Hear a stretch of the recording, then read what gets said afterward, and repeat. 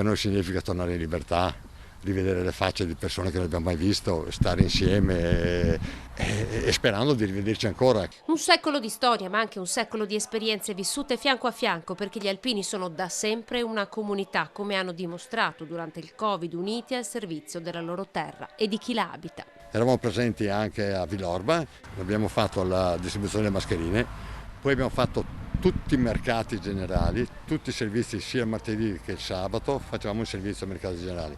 Poi abbiamo fatto un servizio sulle suoni di Marca, alle fiere tutti i 24 giorni c'erano 4 alpini ogni sera che controllavano gli accessi.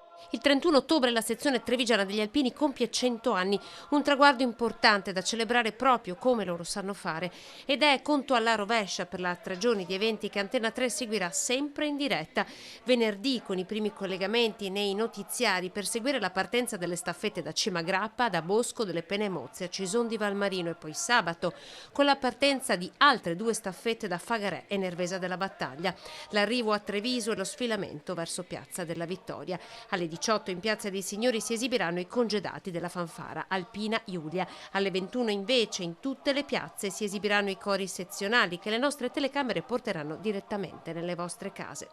Domenica saremo in onda dalle 7:50 del mattino per raccontare in diretta il lungo sfilamento, la messa celebrata dal vescovo Michele Tommasi e lo scoprimento della targa del centenario in Piazza Borsa. Abbiamo organizzato tramite pass, tramite delle macchine dei nostri collaboratori, li porteremo in centro in maniera tale che anche loro possono partecipare a questa manifestazione. E sarà un vero e proprio abbraccio alla città, quello degli alpini, che per l'occasione hanno preparato ai trevigiani anche una sorpresa. E intanto continua il loro impegno per raggiungere i più giovani e avvicinarli attraverso i campi scuola ai valori delle penne nere. Questi valori vengono fuori anche nel momento del sacrificio, cioè andare in montagna, muoversi con la fatica, il fatto di organizzazione a livello individuale, dell'aiuto agli altri che magari sono in difficoltà, sono tutti quegli aspetti che possono avvicinare i ragazzi al nostro ambiente, alla montagna.